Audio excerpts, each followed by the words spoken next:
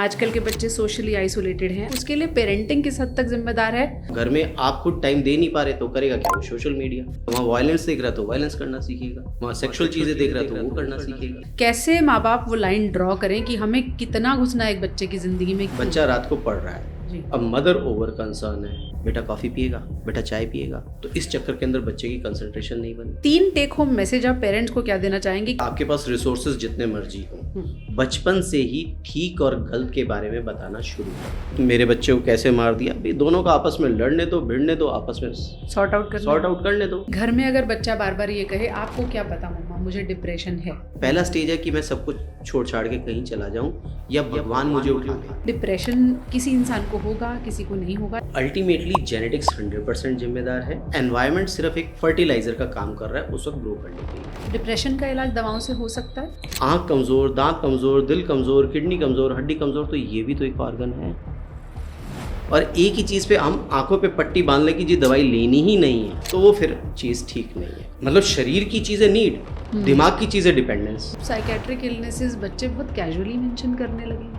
ये बात में आपकी बिल्कुल 100% क्या 500% ठीक है। आधे घंटे के लिए दिन में 2 बार आपने देख लिया, आपका हो गया। अच्छा, इतने स्क्रीन टाइम में चलता है लोगों का आजकल? चलता तो नहीं है, तभी तो साइकेट्रिक ग्रो कर रही है।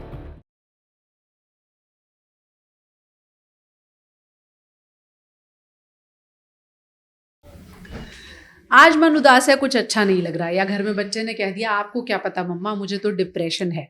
ये तो घर की आम बोलचाल की भाषा है जो हमें परेशान करती है कि कब हमें आपस में बातचीत करके मामले को सुलझा लेना चाहिए या अब डॉक्टर के पास जाने का समय आ चुका है। क्लिनिकल डिप्रेशन क्या होता है और रोजमर्रा की छोटी मोटी उदासी में फर्क कैसे किया जाता है, इन्हीं सवालों के जवाब लेकर आज हम आए हैं और कोशिश करेंगे कि आपको यहाँ बैठे बैठे ये समझा सकें कि कब आपको घर में रहने की जरूरत है और कब उठकर एक्ट करने की जरूरत है, कब डॉक्टर्स के पास जाने की जरूरत है, कब सिर्फ दवाओं से ही आपका काम हो पाएगा। हमारे साथ डॉक्टर राजीव मेहता हैं जो कि साइकेट्री में बहुत पुराना नाम है, गंगाराम हॉस्पिटल से जुड़े हुए हैं, 3 किताबें लिख चुके हैं जिनमें आपके सवालों के जवाब भी शामिल हैं। उनकी किताब के बारे में भी उनसे जानेंगे और आपकी समस्या और हमारे मन की समस्याओं को भी उन्हीं से समझने की कोशिश करेंगे। बहुत बहुत स्वागत है डॉक्टर साहब आपका। सबसे पहले तो बताइए, जो किताबें आपने लिखी हैं वो उसमें मुझे मेरे मन में जो सवाल हैं उनमें से कितनों के जवाब मिल जाएंगे? बहुत हद तक कई सारे जवाब मिल जाएंगे। जो पहली किताब है वो है स्पीक टू एनीवन इजीली। जो हमारी साइंस है वो ये कहती है कि कम्युनिकेशन का जो स्टाइल है दैट मैटर्स। अच्छा। अब जब हम कम्युनिकेट करते हैं तो 2 चीज़ें होती हैं, एक होती है इंटेंशन, दूसरा होता है अप्रोच। सपोज मुझे पानी मंगवाना है तो मैं कह सकता हूँ कि बेटा पानी पिलाओ, बेटा प्लीज़ पानी पिलाओ, बेटा बड़ी प्यास लगी है, बेटा क्या मुझे पानी पिला दोगे? तो इंटेंशन एक है, तरीके अलग अलग हैं। तो अक्सर इंटेंशन गड़बड़ नहीं होती, पर जहां अप्रोचेस गड़बड़ होती हैं वहां दिक्कत मिलती है। तो कौन कौन सी अप्रोच गलत है? हॉस्टिलिटी, मारना पीटना, लताड़ना, गाली देना, नाराज होकर चुप हो जाना। दूसरी जो 2 अप्रोचेस जो मैं बताने वाला हूँ वो अधिकतर देखी जाती है आजकल। पहली, over concern, over interference, over pampering. बच्चे कम हो गए तो जरूर से ज्यादा पैम्परिंग, हर चीज की जानकारी बच्चे के बारे में। थर्ड, क्योंकि ये भी एक प्रॉब्लम है। यस, ओवर की बात है। जब डिप्रेशन कहेंगे तो वहां पर भी ओवर आएगा, रेंज से बाहर। तीसरा, क्योंकि हम अब रिजल्ट ओरिएंटेड सोसाइटी होते जा रहे हैं और माँ बाप वगैरह सब चाहते हैं कि रिजल्ट मिले, तो वो बहुत ज्यादा परफेक्शन की तरफ भाग रहे हैं। तो उस चक्कर के अंदर क्रिटिसिज्म और डायरेक्टिवनेस, अधिकतर चीजों के अंदर टोकते रहना, ये क्यों किया, वो क्यों किया, यहाँ क्यों बैठे हो, वहां क्यों बैठे हो, फोन क्यों देख रहे हो, रात को क्यों सो रहे हो, दिन में क्यों सो रहे हो। तो इस तरह की हर चीज के अंदर टोका टाकी without the enough balance of praises. तो ये बहुत हद तक बढ़ती जा रही है। इसको हम साइंटिफिक भाषा में एक्सप्रेस्ड इमोशंस कहते हैं। तो बुक के अंदर एक पार्ट है कि कौन सी तरीके गलत हैं और सेम चीज किससे ठीक तरीके से कहा जाए, दूसरी चीज वो है। जो सेकंड किताब है वो है रीवायर, रीवर्क, रिक्लेम। जो 21st सेंचुरी के अंदर नए स्ट्रेसर्स आते जा रहे हैं उनको एक एक करके लिया गया है, जैसे single family, divorce, adoption, infertility, digital dependence, drug dependence, ऐसे 20-21 टॉपिक्स को लिया गया है। बिजीनेस, एक्सेस ऑफ मनी, पैसा तो है, खर्च कहाँ करें पता नहीं। राइट, उसके भी अपने साइड इफेक्ट्स हैं। तो ये सारे टॉपिक एक एक करके लिए गए हैं और बताया गया कि कैसे वो डिप्रेशन कर सकते हैं और बचने के आपके लेवल तक के उपाय क्या है, और जब नहीं बचा जा सके तो किस लेवल पे आपको डॉक्टर के पास पहुंचना है, जैसा कि आपने शुरुआत किया पॉडकास्ट का, राइट। वो दिया। तो सबसे पहले तो वैसे हम बात डिप्रेशन की करने वाले थे, लेकिन आपने जो बताया पहली किताब की ओवर कंसर्न, क्योंकि बच्चे कम हैं इसलिए बहुत ज़्यादा टोका जाना या बहुत ज़्यादा ध्यान दिया जाना भी एक समस्या है। सबसे पहले मैं इसी को समझना चाहूँगी कि कैसे माँ बाप वो लाइन ड्रॉ करें कि हमें कितना घुसना है एक बच्चे की ज़िंदगी में। क्या ये उम्र के हिसाब से तय होगा, किस हिसाब से तय होगा ये? देखिए, जब ज़रूर से ज़्यादा वो अपने ऊपर बच्चे की पाँव में जाकर देखें कि अगर उनके साथ इतना किया जाए तो क्या होगा। अब जैसे मेरे पास एक एग्जाम्पल है, बच्चा रात को पढ़ रहा है, अब मदर ओवर कंसर्न है, बेटा कॉफ़ी पिएगा, बेटा कॉफ़ी पिएगा, बेटा चाय पिएगा, बेटा पूरा हो गया, होमवर्क पूरा हो गया। तो इस चक्कर के अंदर बच्चे की कंसंट्रेशन नहीं बनी और वो एग्ज़ाम में फेल हो गया। माँ क्या कहती है, मेरी तो नीयत ये थी, इंटेंशन ये थी, मैं तो उसके साथ जगी रही हूँ। दूसरा एग्जाम्पल सुनिए जो हमारे साथ कॉमनली देखा जाता है। अब बच्चा अकेला है, फॉरेन से वापस आ गया, माँ बीमार है, ट्रीटमेंट किया, अभी ट्रीटमेंट में बताया कि भैया 3 हफ्ते में आराम आएगा, इधर से आयुर्वेदिक ले लिया, उधर से होम्योपैथी ले लिया, उधर से वो ले लिया, लोड कर दिया ओवर कंसर्न से, इवेंचुअली हॉस्पिटलाइज कर दिया। क्योंकि वो बच्चा फॉरेन में है, वो कॉम्पेंसेट कर रहा है पर अपनी एब्सेंस को। पर हम उसको कहेंगे तो ओवर कंसर्न की जल्दी से ठीक हो जाए। राइट, वो तो उसके अंदर का मैकेनिज्म हुआ ना, पर जब बाहर से देखेंगे वो तो ओवर कंसर्न है ना जी, कि जल्दी से ठीक हो जाए। हाँ। अरे भाई, पेट में बच्चा गया, 9 महीने तो लगेंगे ना, आप समझो। जो आजकल के माँ बाप नहीं समझ पा रहे, नहीं समझते। और ओवर कंसर्न जो एग्जैक्टली देखते हैं कि टीचर ने हल्का सा कुछ कहा, अगले दिन माँ बाप पहुंच जाते हैं वहाँ पर। बहुत कॉमन हो गया है। तो ये ओवर कंसर्न ही है। हमें तो पता नहीं कितनी चिताइयाँ और पिटाइयाँ हुई थी, कूटनीति से पले बड़े हैं। कूटनीति से कूटे जाते थे। अब ये ओवर कंसर्न का एक एग्जांपल अभी देता हूँ, या ओवर पैम्परिंग का, जो केबीसी के अंदर अभी बच्चा आया था, मिस्टर अमिताभ बच्चन के साथ जो करके गया है, जिसकी बहुत ट्रोलिंग हुई बाद में। और होता क्या है कि जब आप क्या मानते हैं उस केस के बारे में? बच्चा कितना गलत था? बच्चा गलत था नहीं था, पर उसकी पेरेंटिंग डेफिनेटली कुछ गड़बड़ थी, तभी वो इस लेवल तक पहुंचा कि इतना कॉन्फिडेंट। आजकल बच्चे को बच्चा कह दो तो दिक्कत हो जाती है। तो शुरुआत तो पेरेंटिंग से हो रही है ना। तो अगर इतने ओवर कंसर्न रहेंगे कि छोटी छोटी बातें भी आपको पता लगने लगे, तो वो तो सफोकेशन हो गया ना, गला घुट गया आपको, कि इंडिपेंडेंस मिली ही नहीं। और जब पंछी को पंच खोलने का ही मौका नहीं मिला, राइट भाई 2 बार गिरने दो तभी तो चलना सीखेगा। राइट, आप गोदी में पकड़े रखोगे तो कहाँ से चलना सीखेगा। तो आजकल के बच्चे, एक बहुत फेमस टर्म है आजकल के बच्चे सोशली आइसोलेटेड हैं। आजकल के बच्चे ज़्यादा मोबाइल देखते हैं। आजकल के बच्चों में एटिकेट्स नहीं है, या सोशल, वो नहीं जानते किस तरह से सोशल अपने आप को कंडक्ट करना चाहिए। उसके लिए पेरेंटिंग किस हद तक जिम्मेदार है? क्या वो बच्चा जिम्मेदार है? पेरेंटिंग भी बहुत हद तक जिम्मेदार है, बच्चे से ज़्यादा। बच्चा जब जिम्मेदार है तो क्योंकि पीयर प्रेशर आ रहा है कि उसको सोशली एटिकेट्स उतने रखने हैं, वर्चुअल वर्ल्ड में उतना रहना है।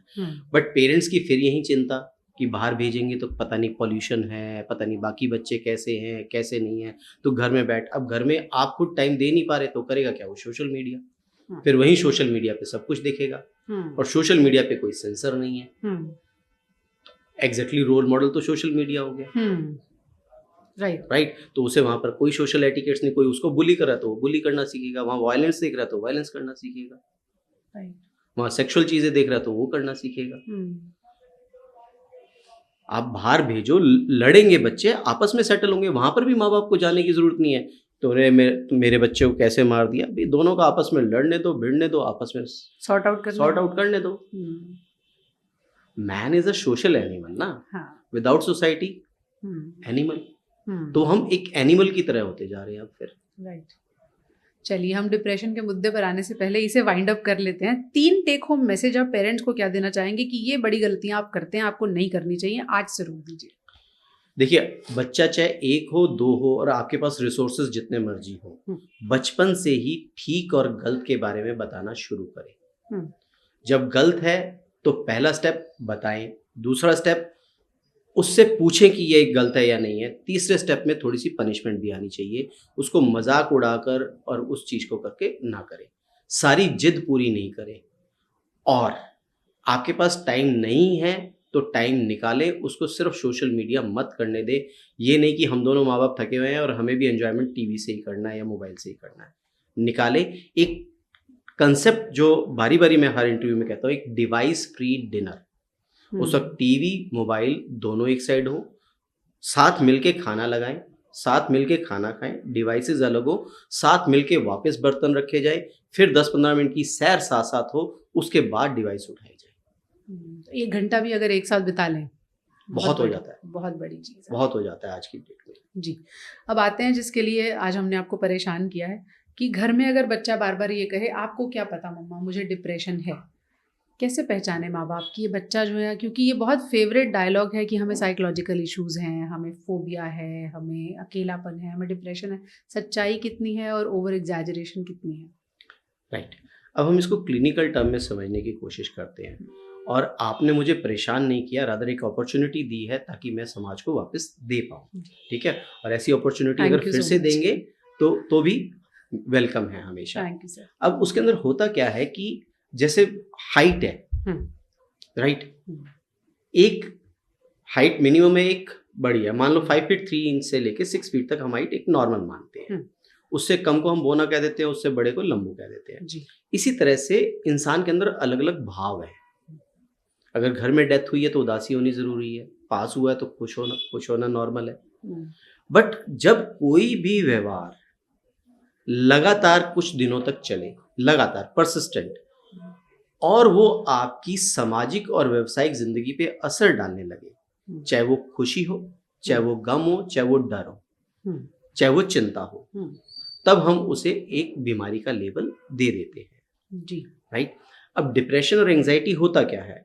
ये कलेक्शन ऑफ सिम्टम्स है। जैसे डिप्रेशन और एंजाइटी जनरली को एग्जिस्ट करेंगे। अब डिप्रेशन के सिम्टम्स क्या होंगे? मन उदास रहना, परेशान रहना, चिड़चिड़ा रहना। अब वो चिड़चिड़ापन अंदर ही अंदर पिया जा सकता है या बाहर गुस्से में निकाला जा सकता है। वो पर्सनालिटी पे डिपेंड करेगा, पर्सनैलिटी पे और बाहर वाले लोगों के ऊपर भी डिपेंड करेगा, उनकी पर्सनैलिटी पे। अब सामने कोई माइटी आदमी है तो नहीं निकाल पाएगा, सामने से मार खाने का डर है तो नहीं निकाल पाएगा जी। फिर वो अंदर ही अंदर घुलेगा। राइट। चीज़ों के अंदर पहले से कम इंटरेस्ट आना, जिन चीज़ों में पहले टीवी देखने में मज़ा आता था, दोस्तों के साथ बात करने में मज़ा आता था, कुकिंग करने में मज़ा आता था, तो उसके अंदर पहले से कम इंटरेस्ट आना। नींद कम, भूख कम, सेक्स की इच्छा कम, सेक्स को एंजॉय नहीं कर पाना, ध्यान कम लगना, बातें दिमाग में चलते रहना। जब ध्यान कम लगेगा तो आपकी याददाश्त भी आपको लगेगा कि जा रही है। कॉन्फिडेंस खत्म हो जाना, गिल्टी महसूस करना, अपने आप को हर्ट करने का मन करना, भविष्य अंधकारमय लगना कि कुछ भी नहीं रखा लाइफ के अंदर, निराशाजनक विचार हमेशा, होपलेसनेस, हेल्पलेसनेस, और फिर उसके बाद डेथ विशेस। जो डेथ विशेस है उसकी स्टेजेस है। पहला स्टेज है कि मैं सब कुछ छोड़ छाड़ के कहीं चला जाऊं या भगवान मुझे उठा ले। I don't wish to be an active thing. काश ऐसा हो जाए। मैं गिल्ट नहीं लेना चाहता, भगवान कर दे, पैसिव सुसाइडल विशेस। वहां पर कंट्रोल नहीं होता तो मैं मर जाना चाहता हूँ। मैं कैसे मर जाना चाहता हूँ? तीसरा स्टेप प्लानिंग। चौथे स्टेप में अटेम्प्ट आता है। तो ये धीरे धीरे होता है। किसी के अंदर चौथा स्टेप भी तुरंत आ सकता है जहां इंपल्सिविटी ज्यादा हो, बट जनरली ऐसे स्टेप वाइज चलता है। तो जब ये लक्षण, अधिकतर इनमें से लक्षण, अच्छा यहाँ लक्षणों को भी समझने की ये जरूरत है कि हाँ और ना एक चीज है। हम क्या होता है कि इंटेंसिटी से समझते हैं कि अभी तो ये काम कर रहा है तो अभी तो डिप्रेशन नहीं होगा। नहीं। मैं ये पूछने वाली थी कि धीरे धीरे आएगा या किसी ट्रिगर से अचानक भी आ जाएगा? दोनों तरीके से हो सकता है। एक्यूट भी हो सकता है और क्रॉनिक भी हो सकता है कि धीरे धीरे आ रहा हो। तो पहले से अंतर जरूरी है और आपकी सामाजिक और व्यवसायिक लाइफ पे अंतर जरूरी है। ये नहीं कि पूरा इंटरेस्ट खत्म हो गया। राइट। और पूरा इंटरेस्ट खत्म होने के बावजूद भी कई लोगों को जबरदस्ती काम करना पड़ता है। कई लोग ऑफिस जाते हैं, कई लोग घर के काम करते हैं, पर अंदर से इंटरेस्ट खत्म हो गया। कर रहे हैं बस। यस। ऐसा भी हो सकता है कि वो काम करना भी छोड़ दें, इस हद तक उन्हें अफेक्ट करने लगी चीजें। बहुत ज्यादा जब सीवियर होता है तो काम करना छोड़ भी देते हैं लोग, सारा दिन लेटे रहेंगे। ऐसा भी होता है, ऐसा भी होता है। बिल्कुल होता है। तो जो सिम्टम्स आपने बताए 1-2 दिन रहें, 3 दिन रहें, कितने दिन रहने पर घर वालों को लगना चाहिए कि अब इन्हें मदद की ज़रूरत है? देखिए, डिप्रेशन के बारे में जो चीज़ कही जाती है, वो लगभग 15 दिन कही जाती है। मगर उसकी इंटेंसिटी बहुत ज़्यादा है, तो हम उसको पहले भी कह सकते हैं। हुँ, हुँ, और एंग्ज़ायटी के मामले में और ज़्यादा लंबा टाइम दिया जाता है, पर अगर उसका प्रभाव पहले पड़ रहा है, तो आप पहले भी कंसल्ट कर सकते हैं। ये नहीं कि हमें क्लिनिकल, तब हम उसको डायग्नोसिस दूसरा दे देते हैं, हुँ। Anxiety NOS. डायग्नोसिस चेंज हो जाएगा, पर कंसल्ट पहले से कर लेना चाहिए, अगर आपकी सामाजिक, व्यावसायिक, पर्सनल ज़िंदगी पे असर आ रहा है तो। ओके। डिप्रेशन किसी ट्रिगर की वजह से आएगा या वो पर्सनैलिटी टाइप ऐसी होगी या ओवर द ईयर्स उस व्यक्ति की पर्सनैलिटी ऐसी डेवलप हो जाएगी कि उसमें डिप्रेशन आएगा, किसी को आएगा, किसी को नहीं आएगा सेम हालात में? राइट। अब ये आपने बहुत अच्छा पॉइंट कहा है, मैं इसको थोड़ा-सा और डिटेल करूँगा। हुँ, अब बेसिकली क्या होता है कि हम 2 चीज़ें कहते हैं, एक होता है स्ट्रेसर, जी। एक होता है स्ट्रेस। हुँ। स्ट्रेसर जो है वो पर्सनैलिटी टाइप भी हो सकता है कि बचपन से बहुत ज़्यादा परफेक्शनिस्ट है, या एंग्ज़ियस अवॉइडेंट स्ट्रेस है, या हुँ। बॉर्डरलाइन पर्सनैलिटी है। हुँ, एंग्ज़ियस अवॉइडेंट पर्सनैलिटी है, बॉर्डरलाइन पर्सनैलिटी है, ऑब्सेसिव पर्सनैलिटी है। हुँ। ये पर्सनैलिटी टाइप्स के चांसेस ज़्यादा होते हैं डिप्रेशन में जाने के। ये लोग इम्पल्सिव होते हैं मोटे तौर पर। ऑब्सेसिव होते हैं कि जो हर चीज़ परफेक्शन से चाहते हैं, सामान अपनी जगह पे हो, व्यवस्थित हो, हिले-डुले नहीं, हुँ, राइट, समय हुँ। से काम करो, बहुत ज़्यादा व्यवस्थित होते हैं। हुँ, ऐसे लोग बहुत ज़्यादा प्रोफेशनली सक्सेसफुल होते हैं, बट पर्सनल लाइफ में कई बार गड़बड़ मिलती है, क्योंकि 24/7 वो दूसरे से भी वही चाहते हैं। कि हर वक़्त ऑर्गनाइज़्ड रहो। हुँ, टोका-टाकी बढ़ जाती है, सामान यहाँ क्यों रखा? ये हुँ, टाइम से क्यों नहीं किया? तुम हुँ। टाइम से तैयार क्यों नहीं हुए? एंग्ज़ियस अवॉइडेंट क्या होता है कि कोई चीज़ को अवॉइड करना, मतलब पहले से ही एक तरह से डर हुँ, है ना? कि कुछ कह देंगे तो पहले से ही झूठ बोल दो, कुछ कह देंगे तो बहाना बना के काम ही ना करो, हुँ, राइट? हुँ, और तीसरा बॉर्डर लाइन होता है, हुँ। जिनको पहले ही अंदर से एक इश्यूज़ होते हैं कि सब मेरी ओर ध्यान दें, जल्दी से एम्प्टीनेस, तो ये पर्सनैलिटी टाइप्स है। हुँ, ये एक स्ट्रेसर का एक पार्ट हो हुँ, गया, हुँ, राइट? दूसरा जो होता है कि स्ट्रेसर, हुँ, दूसरा स्ट्रेसर लाइफ के स्ट्रेसर्स होते हैं। हुँ, इसको हम मूलतः 4 टाइप्स में डिवाइड कर देते हैं। जी। एक आपके रिलेशनशिप से रिलेटेड, हुँ, एक आपके प्रोफेशन से रिलेटेड, एक आपके हेल्थ से रिलेटेड, और चौथा आपकी फाइनेंसेस से रिलेटेड, हुँ, राइट? हुँ, यही चारों टाइप्स की चीज़ें जो हैं वो मेरी बुक जो रीवायर, रिवर्क, रिक्लेम है उसके अंदर दिए हुए हैं। हुँ, तो ये स्ट्रेसर्स हो गए, हुँ, बट उसका जो नतीजा आता है that is stress. Okay. That is stress when prolonged, stress is a common words. हुँ, जब प्रोलॉन्ग हो जाता है तो हम उसको डिप्रेशन या एंग्जाइटी का नाम लेते हैं, हुँ, राइट? हुँ, अब होता क्या है कि लोग ये कहते हैं कि हमारे साथ ये हो रहा है तो इसलिए हम स्ट्रेस्ड हैं, हुँ, हमारे फाइनेंसेस वीक है तो हम स्ट्रेस्ड हैं, हुँ, मेरे को गर्लफ्रेंड ने धोखा दे दिया इसलिए स्ट्रेस है, इसलिए मैं सुसाइडल हूँ। हुँ, अब मैं ये पूछना चाहूँगा, अब नवंबर का महीना चल रहा है, हुँ, ठंड है, हुँ, क्या हम ठंड को रोक सकते हैं? हुँ, पर नहीं। ठंड से बच सकते हैं। हाँ, क्या हम बारिश को रोक सकते हैं? हाँ, पर हम बारिश से बच सकते हैं। इसी तरह से हम परिस्थितियों को नहीं चेंज कर सकते, हुँ, हम उसके नतीजे को चेंज कर रहे हैं। जी।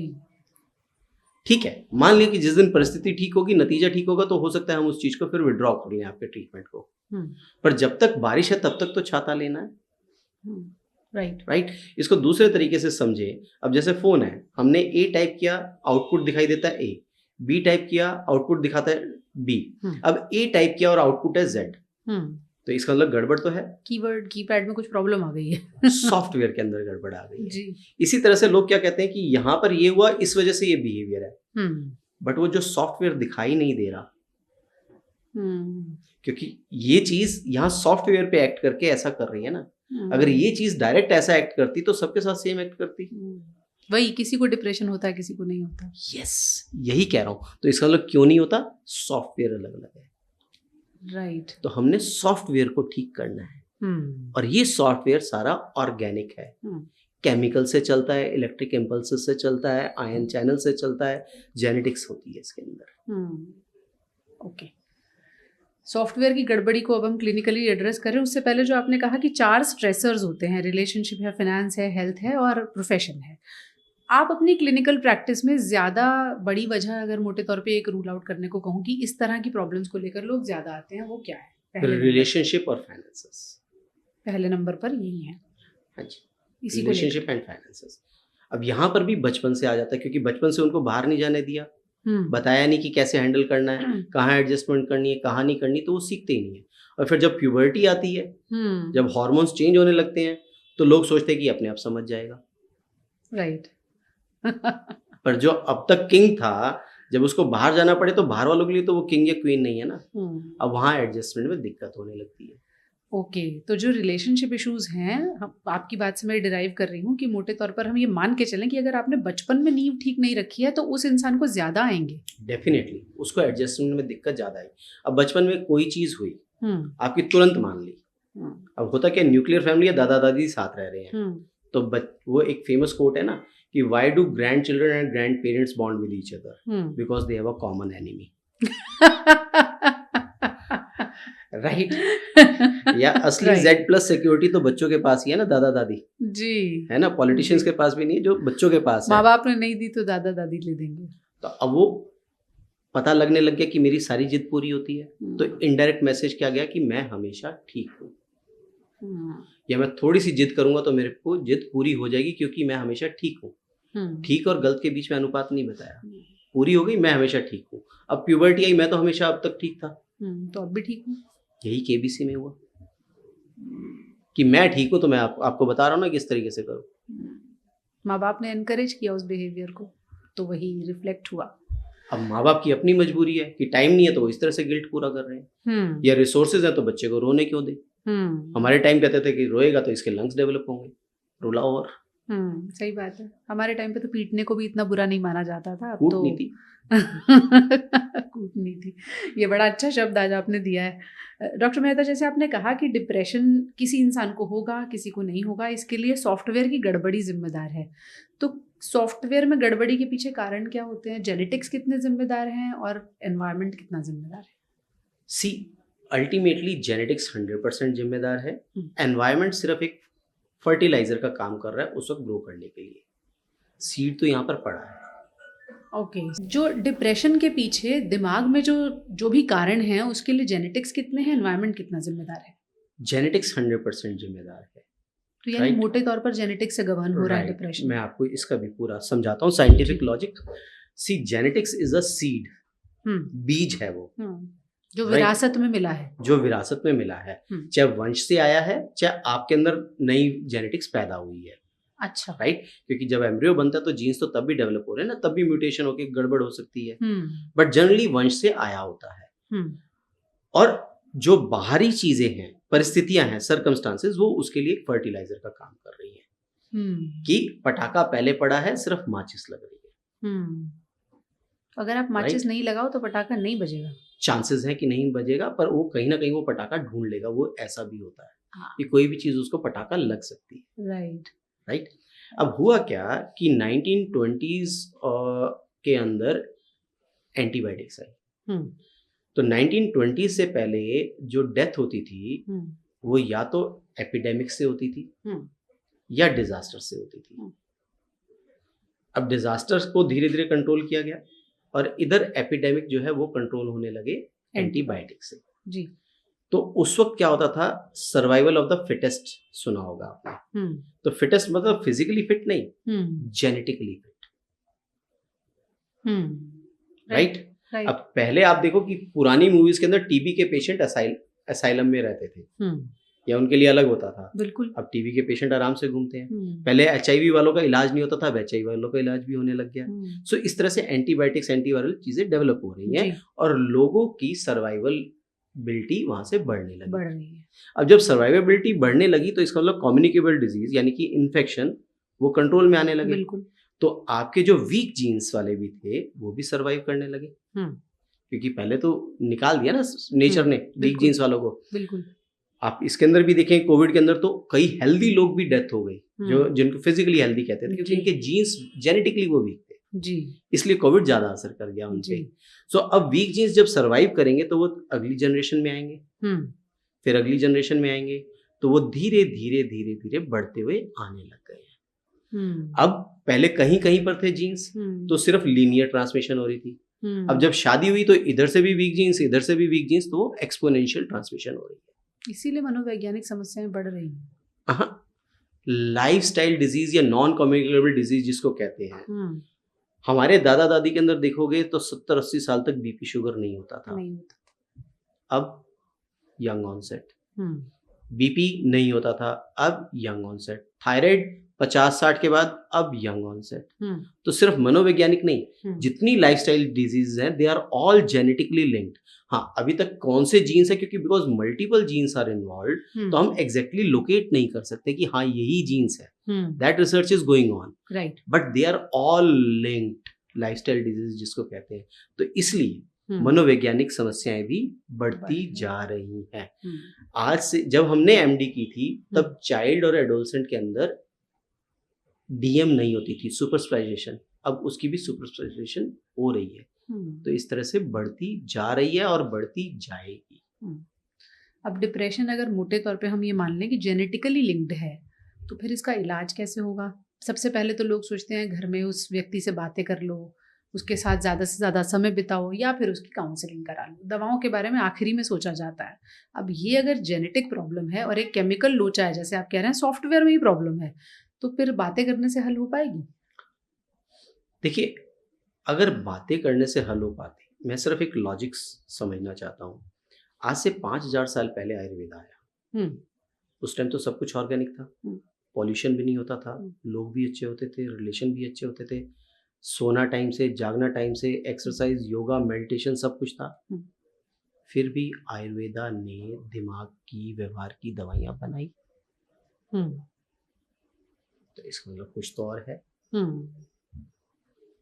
अगर बातों से ही हल होना होता तो उस समय दवाइयाँ क्यों बनती? जी। तो डिपेंड करता है कि क्या इंटेंसिटी है, क्या स्टेज है, राइट। सपोज अब जैसे कोई बच्चा एग्जाम में फेल हुआ है, घर में बैठ के बात करे, उसको कोई समझाने वाला हो, इमीडिएट है, तो हो सकता है कि वो शांत हो जाए। पर अगर वो शांत नहीं हो रहा, लगातार चले जा रहा है और हम सिर्फ बातों से ही निकालना चाहते हैं, तो फिर ये हमारी गलती है। ओके। तो क्या स्टेज है, क्या इंटेंसिटी है, कितनी परसिस्टेंट है, ये सब चीजों को देखा जाता है कि कौन सी चीज कहाँ पर लगेगी। तो जनरली अगर हम कहें कि जो माइल्डर चीजें हैं और जो बिगिनिंग पे चीजें हैं, उसके अंदर हम बातों को ट्राई कर सकते हैं, घर परिवार में लोग समय दें, राइट जी। बट अगर वहां पर कंट्रोल नहीं हो रहा और वो बढ़ रहा है, तो हम एक सूडो ऑप्टिमिज्म, फॉल्स होप के अंदर ना रहे, राइट। क्योंकि साइकेट्री की दवाइयों को लेके मिथ्याएं इतनी है कि हम उसी के अंदर फंसे रहते हैं। तो समस्या वहां पर हो जाती है। डिप्रेशन का इलाज दवाओं से हो सकता है? अब मैं यहाँ पर ना, जो दवा नाम है ना, वो भी एक मिसनोमर है। अच्छा। कैल्शियम कम हुआ तो दिक्कत कहाँ हुई? हड्डी में। आयरन कम हुआ तो एनीमिया, इंसुलिन कम हुआ तो शुगर, राइट। इसी तरह से दिमाग के अंदर जब केमिकल कम हुआ, हम सपोज उसको सेरोटोनिन कह देते हैं, ठीक है, होते बहुत सारे हैं पर सेरोटोनिन मेजर जाना जाता है। सेरोटोनिन कम हुआ तो उसके अपने लक्षण आए, जिसको हमने डिप्रेशन कहा जी। पर बाकी जगह हम जांच सकते हैं, यहाँ पर सेरोटोनिन को जांचना आसान नहीं है। फॉर एग्जाम्पल, जिसको चश्मा लगा, ये तो मालूम है कितने नंबर का चश्मा है, बट आंखों के अंदर कोई तो केमिकल कम है, क्या उसकी जांच हो सकी? नहीं, पर केमिकल तो कम है। इसी तरह से हम दिमाग के अंदर के केमिकल्स को नहीं जांच सकते, जांच नहीं सकते, इसका मतलब ये नहीं कि वो कम नहीं है। ये पता है कि सेरोटोनिन जिम्मेदार है, वो कम हुआ है, उसकी जांच संभव नहीं है। तो अब जब कैल्शियम हमने बाहर से दिया, तो हम उसको एक तरह से क्या दे रहे हैं, दवाई या हड्डी का विटामिन, सप्लीमेंट कर रहे हैं उसे। आयरन आयरन कम हुआ, खून का सप्लीमेंट। तो इसको हम एंटी डिप्रेसेंट को क्यों कहें, इसको हम ब्रेन सप्लीमेंट क्यों ना कहें? परफेक्शनिस्ट और एक्सेंट्रिक, क्रेजी और जीनियस। अभी जैसे कल जो, अगर आप ये ऐड करना चाहते हैं, कल जो कह रहा था सुसाइडल ऑपरेशन नहीं है, मार्टिडम ऑपरेशन है। तो हम एंटी डिप्रेसेंट कहें, एंटी एंजाइटी कहें, दवाई कहें, मेडिसिन कहें, या ब्रेन सप्लीमेंट्स कहें, अप्रोच से चीजें बदल जाती हैं। बिल्कुल। जब चश्मा डालेंगे तो कमजोर क्या होगी, इंसान या आंखें? आंखें। दांत में दर्द हुआ तो दांत या इंसान? दोनों ही हो जाएंगे, इतना खराब होता है दर्द। खराब दर्द होता है, पर हम कहते क्या है, दांत कमजोर, दांत कमजोर हो गए। तो आंख या दांत को हम अपने आप कंट्रोल कर लेंगे? जी नहीं। आंख कमजोर, दांत कमजोर, दिल कमजोर, किडनी कमजोर, हड्डी कमजोर, तो ये भी तो एक ऑर्गन है, ये भी कमजोर होता है। पर ये कमजोर होके जब लक्षण देगा, तो हम कहेंगे दिमाग सबसे कॉम्प्लेक्स है, पर इसको काबू में अपने आप करूंगा। ओके। अब लोगों को ये समझाना चाहिए हमें कि मान लीजिए पता चल गया कि हाँ घर में कोई है जैसे डिप्रेशन के सिम्टम्स हैं, काउंसलर के पास जाएं, साइकेट्रिस्ट के पास जाएं, कहाँ जाएं, साइकोलॉजिस्ट के पास जाएं, कैसे तय करें? यस, अब इसके दो तरीके हैं। बेसिकली इंटेंसिटी के ऊपर डिपेंड करता है। अगर बिगनिंग है तो आप किसी के पास भी जा सकते हैं, अगर बहुत ज़्यादा इंटेंस है तो साइकेट्रिस्ट के पास पहले जाना चाहिए। फिर भी ऐसे लगता है कि साइकेट्रिस्ट के पास जाते हुए टैबू है, तो आप साइकोलॉजिस्ट के पास जाए, मना नहीं है, बट वहाँ पर एक टाइम लिमिटेड सेटिस्फेक्शन अप्रोच रखें। जी, राइट, जो कितनी होनी चाहिए? ये इंटेंसिटी के ऊपर डिपेंड करता है अगेन, कि अगर बहुत ज़्यादा बीमारी है, सुसाइडल हो रहा है पेशेंट, होमिसाइडल हो रहा है, ड्रग्स छोड़ ही नहीं रहा, तो आपको जल्दी जाना चाहिए। रादर साइकोलॉजिस्ट को खुद ही कह देना चाहिए कि भी आप साइकेट्रिस्ट को दिखा दो। जी, राइट जी। तो इस तरह से आपको प्रोसीड करना होता है कि पर अंतहीन उम्मीद एक ही चीज से लगाए रखे, और एक ही चीज पे हम आंखों पे पट्टी बांध ले कि जी दवाई लेनी ही नहीं है या सो कॉल्ड विटामिन लेने ही नहीं है, तो वो फिर चीज ठीक नहीं है। तो इस टैबू को एड्रेस करने के लिए मैं आपसे ये समझना चाहूंगी कि जो डिप्रेशन की दवाएं हैं या जो साइकेट्रिक मेडिसिन हैं या जिन्हें आप ब्रेन सप्लीमेंट भी हम कह सकते हैं, किस तरह से काम करती हैं? जैसे कैल्शियम कम हो गया, हमने कैल्शियम दिया तो उसने कैल्शियम की पूर्ति की। इसी तरह से जब सेरोटोनिन हमने बाहर से दिया तो वो अंदर के केमिकल्स को, जो जेनेटिकली हमारे केमिकल कम रिलीज हो रहे हैं या जो और भी बाकी चीजें हैं, क्योंकि श्रोताओं के लिए केमिकल लेवल तक कम है, वरना चीजें और भी आगे डिसाइफर है, रिसर्च और भी आगे है, पर जो चीज कमी है उसको वो पूरा कर रहा है। तो एक तरह से जख्म के ऊपर पट्टी लग रही है। तो ये मामला क्या बहुत कॉम्प्लेक्स है? सेरोटोनिन है, डोपामीन है, एंडोर्फिन्स और भी तमाम तरह के केमिकल्स हैं जो रिलीज होते हैं। इससे लोग डरते इसलिए हैं कि फिर इन्हीं पर हमारी डिपेंडेंस हो जाएगी, हम इसी के गुलाम हो जाएंगे, सालों दवाइयां लेंगे। आपसे क्वेश्चन पूछता हूँ कि डिपेंडेंस किसको कहते हैं मैम? आप बताएं मेरे को, डिपेंडेंस किसको कहते हैं? फिर मैं आंसर दे पाऊंगा। डिपेंडेंस मतलब सालों लेनी पड़ेगी, और क्योंकि वो ब्रेन की दवाएं हैं वो सालों नहीं लेनी चाहिए। अभी डिपेंडेंस के अंदर ब्रेन नहीं आया ना, डिपेंडेंस की डेफिनेशन में सालों लेनी पड़ेगी। अब आपको चश्मा कब तक लगाना पड़ेगा मैम? जीवन भर लगेगा। कपड़े हम कब तक डालेंगे? खाना हम कब तक खाएंगे? बीपी की दवाई कब तक? शुगर की दवाई कब तक? थायराइड की दवाई कब तक? ये डिपेंडेंस है या नीड है? अब तो नीड है। तो मतलब शरीर की चीजें नीड, दिमाग की चीजें डिपेंडेंस। क्या डिपेंडेंस की डेफिनेशन के अंदर अंग आता है? तो ये हमारी मिथ्या है। तो डिपेंडेंस नहीं होती। हमें पहले समझना है कि जरूरत क्या है, लत क्या है। डेफिनेटली लंबा लेना पड़ेगा, ठीक साफ दिखाई देने के लिए और देते रहने के लिए, बीपी कंट्रोल करने के लिए और कंट्रोल में रखने के लिए, ठंड से बचने के लिए और बचे रहने के लिए। तो ठीक होने के लिए और ठीक रहने के लिए डेफिनेटली लंबा लेना पड़ेगा। पर जो चीज रोजाना की जाती है वो जरूरत भी हो सकती है, वो डिपेंडेंस भी हो सकती है। जो चीज रोजाना की जाए और शरीर को नॉर्मल रखे, चाहे वो कपड़े हैं, चाहे चश्मा है, चाहे बीपी की दवाई है, चाहे वो साइकेट्रिक की दवाई है, वो जरूरत है। जो चीज रोजाना की जाए और शरीर को खराब करे, शराब, चरस, भांग, गांजा, LSD, कोकेन, वो है लत। ये पहला डिफरेंस। सेकंड डिफरेंस, जब जरूरत छूटेगी तो ओरिजिनल चीज वापस आएगी जिसके लिए वो शुरू किया गया। चश्मा उतारेंगे तो धुंधला दिखाई देगा, बीपी की दवाई छोड़ेंगे बीपी बढ़ेगा, कोट उतारूंगा ठंड लगेगी, साइकेट्री की दवाई छोड़ेंगे ओरिजिनल लक्षण वापस आने के चांसेस है। बट जब डिपेंडेंस छूटती है तो एडिशनल लक्षण वापस आते हैं जिसके लिए वो शुरू नहीं की गई। शराब छोड़ी, हाथ कब पा रहे हैं, बहकी बहकी बातें हैं, क्रेविंग हो रही है, दौरा पड़ रहा है, इसके लिए तो शराब नहीं था। चिट्टा या अफीम छोड़ा, पेट में दर्द, पैरों में दर्द, पसीने पसीने, उबासियां, दस्त, आंखों से पानी, नाक से पानी, इसके लिए तो वो नहीं शुरू किया गया था। तो वहां पर डिसकंटिन्यूएशन सिम्टम्स, यहाँ पर विड्रॉल सिम्टम्स, ओरिजिनल एडिशनल। जरूरत एक जगह पे जाकर लिमिट हो जाती है। चश्मा सालों साल उतना डलता है। मेरी बीवी रोज मेरे से नहीं पूछती कितनी रोटी खाओगे, राइट, फाइनाइट है, अनलेस अनटिल कि अंदर से बीमारी बढ़ रही है। But dependence, 1 cigarette, 2 cigarette, 5 cigarette, डब्बी, chain smoker, 1 pack, 2 pack, quarter, half bottle, morning drinker. Dependence के लिए चौथा, डिपेंडेंस के लिए क्रेविंग होती है। कब मिलेगी शराब, कहाँ मिलेगी, छोड़ सब कुछ, पहले तो शराब ही पीनी है, बीवी गई भाड़ में, नौकरी गई भाड़ में, पहले तो मैं शराब पीऊंगा, चाहे एक्सीडेंट हो जाता एक्सीडेंट।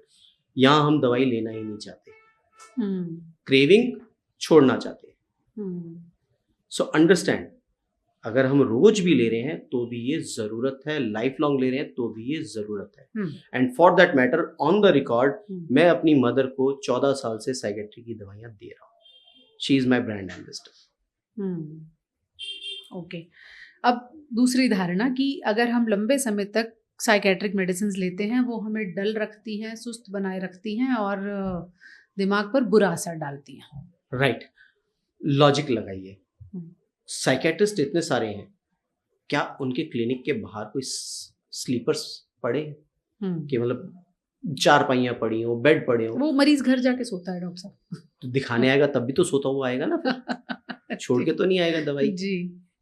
है ना? हम्म, तो ये सिर्फ मिथ्याएं हैं हम्म, और कुछ नहीं है। जैसे वो कहते हैं ना कि हाँ, कुछ दवाइयों से नींद आती है, हम्म, और मैं ये मान सकता हूँ कि कुछ लोग नींद की दवाइयाँ ज़्यादा लिखते होंगे या इस्तेमाल करते होंगे, बट ऐसा नहीं है कि इंसान सोया रहता है या डल रहता है। नहीं, ऐसा नहीं है, ऐसा नहीं होता। नहीं। अभी मैं फेमस चीज़ बता देता हूँ। अब दीपिका पादुकोण का एक इंटरव्यू आया था, coffee with Karan season 8 episode 1। हम्म, उन्होंने कहा कि वो 10 साल से ले रही हैं दवाई, हम्म, तो क्या वो डल है? नहीं। कई लोगों की फेवरेट एक्ट्रेस है। फिर आपके सपोर्ट में मैं ये बात भी कह सकती हूँ, एंटी एलर्जिक से भी नींद आती है, लेकिन लेते हैं लोग जब जरूरत पड़ती है। बिल्कुल बिल्कुल। तो ऐसा नहीं है कि नींद आती है, और जिसको नींद आती है तो दवाई बदली जा सकती है। देखिए, जो आप पूछना चाहते हैं वो साइड इफेक्ट है। हम्म, साइड इफेक्ट्स जो है डेफिनेटली हर दवाई के होते हैं, इवन जी। पैरासीटामोल के भी हैं, बिल्कुल। राइट? बट जब हम कार चलाते हैं तो एक्सीडेंट होने के चांसेस हैं, बट क्या एक्सीडेंट होगा ही?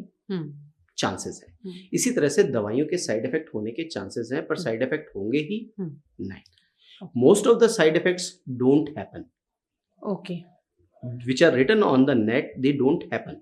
नेसेसरली लाइफ लॉन्ग चलती हैं दवाइयाँ? मैं ये नहीं कह सकता। कई बार अगर स्ट्रेसर्स शॉर्ट टर्म होता है, जैसे ब्रेकअप हुआ, रिजल्ट में फेल हो गया, तो हो सकता है कि थोड़े समय बाद हम बंद कर दें। एपिसोड सेकंड हुआ तो हो सकता है लंबा चलाना पड़े, हो सकता है बहुत ज्यादा वायलेंस थी तो हो सकता है लाइफ लॉन्ग भी चलानी पड़े। बट हमें ये समझने की जरूरत है कि what is more dangerous, illness और मेडिसिन।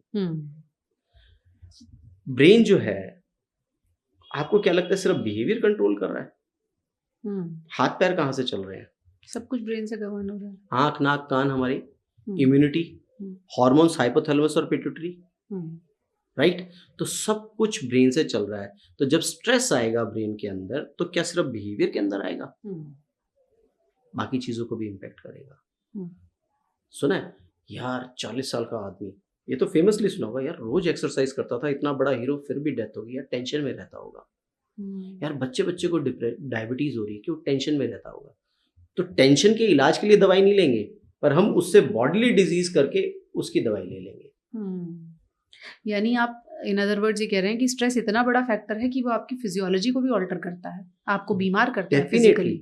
बाल जल्दी सफेद होना, झड़ना, पतले होना, caries, wrinkles, skin diseases, psoriasis, lichen planus, ठीक है, आपका IBS, sexual diseases, infertility, cancers, they are all linked to stress. ये हेल्थ कॉन्सिक्वेंसेज है। फिर सेकंड कॉन्सिक्वेंसेज आपके रिलेशनशिप कॉन्सिक्वेंसेज, आप चिड़चिड़े, परेशान रहोगे, किसी को डांटोगे, रिलेशनशिप हैम्पर। थर्ड, आपकी प्रोडक्टिविटी हैम्पर हो जाएगी, आप ऑफिस नहीं जा रहे या ढंग से एकेडमिक्स नहीं कर रहे। तो इन सब कॉन्सिक्वेंसेज को अगर थोड़ी सी दवाई संभाल ले, सो कॉल्ड दवाई, जी, मैं उसको ब्रेन सप्लीमेंट कहूंगा, तो वो दोस्त है या दुश्मन है? बिल्कुल। अगर आप उससे डरना छोड़ दें, सबसे पहले लोग डरते हैं कि नहीं साइकेट्रिक मेडिसिन नहीं लेनी है, मिथ्या हटा, वरना जीवन भर लेनी पड़ेगी और हम डल रहेंगे। मिथ्या हटानी है। दूसरा ये भी है, लोगों को ये भी लगता है डॉक्टर साहब कि अगर बहुत ज्यादा डिप्रेशन है, बहुत ज्यादा कोई समस्या है, तो उसका तो इलाज हो ही नहीं सकता। यही मिथ्या हटानी है। ये आपने एज्यूम कर लिया। ये अजम्पशन वैसे ही हुई कि जैसे बच्चे को बचपन में डराया जाता है, बेटा बाहर पुलिस वाला खड़ा है, सो जा। या कई बार ये कहते हैं ना, ये पड़ोस वाली आंटी गंदी है, वो तो पापा से पूछो ना कि गंदी है या नहीं है। Anyhow, वो एज्यूम करवा दिया जाता है जी। तो आप एक प्री कंसीव्ड नोशन से चल रहे हैं, एजम्पशन से चल रहे हैं, प्री कंसीव्ड नोशन से चल रहे हैं। इसका मतलब ये है कि ठीक हो सकता है मरीज दवाई लेने के बाद। डेफिनेटली। ओके। डिप्रेशन में एक तो दवाओं का रोल है, दूसरा जैसे बार बार कहा जाता है कि पहला रोल परिवार का आता है, उनका रोल किस तरह का होना चाहिए? राइट। यहाँ पर जैसे बात की गई कि एक तो सबसे पहले समझना कि ये साइंटिफिक इलनेस है हाँ। और मिथ्याएं हटानी है जो हम बारी बारी बात कर रहे हैं। दूसरा, जो हमने बात की बुक की, speak to anyone easily, communication. अगर घर के अंदर कम्युनिकेशन गड़बड़ है तो उसको ठीक करना है। तीसरा, मेडिकेशन को सुपरवाइज करना है जब देते हुए, तो मरीज का राइट? इलाज करना है कि घर वालों का भी करना पड़ता दोनों है? का, दोनों का, क्योंकि अच्छा। सपोर्ट सिस्टम जरूरी है। चौथा, गलती से भी टांग ना खींचे, तू तो पागल है, तू तो बीमार है, आज दवाई ली या नहीं ली तूने, अगर हल्का सा भी कुछ किया तो इन चीजों को बहुत ज्यादा अवॉइड करना है। ओके, सरकास्टिक नहीं होना है। बिल्कुल। क्या करना चाहिए? आपको एम्पैथेटिक रहना है कि हाँ ये इलनेस हो सकती है, वो बेचारा दिमाग से कमजोर है, खुद नहीं कर रहा हो, राइट? तो समझना है, और नहीं समझ में आए तो डॉक्टर से जाकर समझना है। क्या ये बात सच है डॉक्टर साहब कि अब साइकेट्रिक इलनेसेस बच्चे बहुत कैजुअली मेंशन करने लगे हैं? डेफिनेटली, ये बात मैं आपकी बिल्कुल 100% क्या 500% ठीक है। हमने तो कभी सुना ही नहीं था डिप्रेशन या एंजाइटी क्या होती है, टेंशन क्या होती है। आजकल तो मेरी बच्ची कहती है मम्मी टेंशन में क्यों बैठे हो सकता है हमें होके चली गई हो, हमें पता ही नहीं चला। ऐसा रेयरली है, ऐसा रेयरली है, क्योंकि वो शॉर्ट टर्म जो आएगा वो नॉर्मल रेंज के अंदर है। अगर आप पार्टी में गए, खुश होकर डांस कर रहे हो, किसी की डेथ होगी वहां जाके उदास हो रहे हो, ये स्वाभाविक है, ये स्वाभाविक है और इतना होना नॉर्मल है। अगर यहाँ ये नहीं हो रहा तो भी अब नॉर्मल है। सही बात है। ये रंग नहीं आएंगे, नव रंग नहीं आएंगे, नवरस नहीं आएंगे जिंदगी में, तो ये भी अब नॉर्मल है। उन बच्चों को आप क्या समझाना चाहेंगे जो अपनी हर प्रॉब्लम को एक साइकेट्रिक लेबल देते हैं? डिपेंड करता है कि एज क्या है, राइट? और इतना लूजली वर्ड नहीं यूज करना चाहिए। अगर वो टीनेज से ऊपर है, उनको पहले समझना चाहिए कि क्या हो रहा है, साइंटिफिक क्या है, और उसके लिए फिर बेटर वर्ड्स ढूंढने चाहिए कि मम्मी मैं परेशान हूँ, रादर देन कि मैं डिप्रेस्ड हूँ, राइट? इस तरीके से बच्चे पहचान सकते हैं कि नहीं हम ऐसे नॉर्मल परेशान हैं, हम कोई क्लिनिकल डिप्रेशन में नहीं आ गए हैं। यहाँ पर रोल है मीडिया का और गवर्नमेंट एजेंसीज का कि ये मिथ्स हटाएं, और एग्जैक्टली जैसे मैं लक्षण बता रहा हूँ, डिप्रेशन के लक्षण, एंजाइटी के अलग लक्षण होते हैं। ये जैसे HIV के लिए इतना सारा हमारा वो चला था कि ये करो, ऐसे ऐसे करो, तो इसी तरह से इसका भी एक मिशन चलना चाहिए कि ये डिप्रेशन होता है, ये एंजाइटी होता है। जब ये कलेक्शन हो जाए, इतने दिन चले, ये कलेक्शन ऑफ सिम्टम्स हो, इतने दिन चले और आपकी लाइफ पे असर डाल रहा है, तो हम इसको एंजाइटी या डिप्रेशन तब करेंगे। ओके, डिप्रेशन के मरीज जिस समय दवाएं ले रहे हैं या काउंसलिंग पर भी हैं, उस समय भी अपनी प्रोडक्टिविटी को बढ़ाने के लिए या अपनी लाइफ को और बेहतर करने के लिए अपने तौर पर कुछ कर सकते हैं? बिल्कुल कर सकते हैं। सी some things are called act of omission and act of commission. अच्छी लाइफस्टाइल विल कंट्रीब्यूट। पूरा सोना, टाइम से सोना, टाइम से जागना। तो कहते हैं हमारे बस में नहीं है, हम उठ नहीं पाते, जाग नहीं पाते, क्योंकि आप लेट सो रहे हैं ना, आप स्लीप साइकिल को पहले से ही हैम्पर कर रहे हैं, है ना? वो कहने को तो ये भी कहते हैं, पहले कहते थे early to bed early to rise makes a person healthy wealthy and wise. आज के टीनेजर्स कहते हैं early to bed early to rise the man has no interest in his wife. तो आप अपने हिसाब से बना रहे हैं ना वो तो चीजें, राइट? करने को तो करते हैं लोग, रीडिफाइन कर रहे हैं सिचुएशंस। तो वो अपने कंफर्ट के लिए किसी तरह से भी रीडिफाइन कर लेते हैं। तो early to bed early to rise, ठीक है, आप बहुत लेट नहीं करें और बहुत अर्ली नहीं करें, तो कम से कम 10-11 बजे तक तो सो जाए।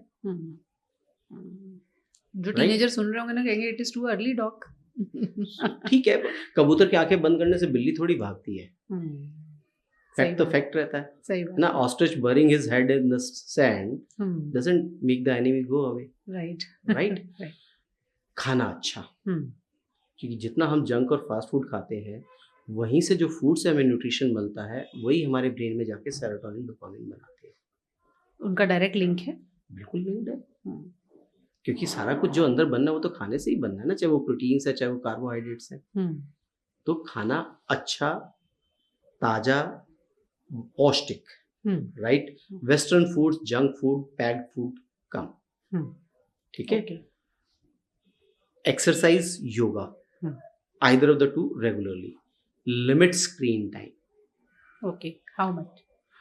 Generally we say half hour into 2 times per day, non academic, non professional use, professional और एकेडमिक यूज सेपरेटेड। बिल्कुल सही बात है। तो यानी आधे घंटे के लिए दिन में 2 बार आपने देख लिया, रील्स देख ली, जो भी कर लिया, बिल्कुल आपका हो गया। इतने स्क्रीन टाइम में चलता है लोगों का आजकल? चलता तो नहीं है, तभी तो साइकेट्री ग्रो कर रही है। आपके पास मरीज आ रहे हैं। ओके। समय के साथ साथ क्या दवाएं भी एडवांस हुई हैं और डेफिनेटली, पहले के मुकाबले साइड इफेक्ट्स कम हुए हैं? डेफिनेटली, बिल्कुल ठीक कहा है। पहले के मुकाबले साइड इफेक्ट्स भी कम हुए हैं, एफिकेसी भी बढ़ी है, और पोटेंसी मतलब जल्दी काम करना वो भी बढ़ा है। पहले वाली दवाइयाँ कई महीनों ले जाती थी काम करते हुए, अब हम विद इन अ वीक भी असर देख पाते हैं। ओके। और डिप्रेशन और एंजाइटी के वो मरीज जिन्हें आप दवाओं पर डालते हैं, उनको समय के साथ साथ दवाओं की डोज कम और टेपरिंग भी की जाती है? अब इसको दो तरीके से हम बेसिकली इस तरह से देखते हैं कि जब हम छत डाल रहे हैं जी। तो नीचे फटे बलियां लगाते हैं। तो इस तरह से जब दवाई दी जाती है तो एक तो हम जो रेगुलर काम करना है वो दी जा रही है, एक जो इमीडिएट काम करके उसको कंट्रोल करे वो वाली दवाई दी जा रही है। तो जब छत डल गई तो हम सपोर्ट सिस्टम फटे बलियां हटा लेते हैं। तो इसी तरह से वो वाली दवाइयां हटा ली जाती हैं जो तुरंत सपोर्ट के लिए दी जा रही हैं। और फिर जो मेन छत वाली दवाई है उसको भी समय के साथ साथ बहुत सारी कंडीशंस देखते हुए कि लाइफ में अब क्या हो रहा है, क्या स्ट्रेसर आना है, सीजन बदल रहा है, नहीं बदल रहा, उनको देखते हुए फिर और पुरानी हिस्ट्री देखते हुए फिर कम करने की कोशिश करते हैं। बहुत बहुत शुक्रिया डॉक्टर साहब, आपने बहुत डिटेल में लोगों का दवाओं को लेकर डर कम किया है। ब्रेन सप्लीमेंट उसको नाम दिया है डॉक्टर साहब ने, और काफ़ी हद तक हमें भी लगता है कि केमिकल को ही तो सप्लीमेंट कर रहे हैं। तो बात तो ठीक ही है। तो बात करने से बात बढ़ती है, रोज़ बातें किया करो हमसे, ये किसी शायर ने कहा है, लेकिन बातें करने की भी एक लिमिट होती है। जब फिर भी सोल्यूशन ना निकले तो दवाओं से डरने की और साइकेट्रिस्ट के पास जाने में देर नहीं करनी चाहिए। Thank you so much. कुछ और सवाल हो आप कमेंट सेक्शन में छोड़ सकते हैं, हम एक्सपर्ट्स के जरिए आप तक उनके जवाब जरूर लाएंगे। Thank you sir.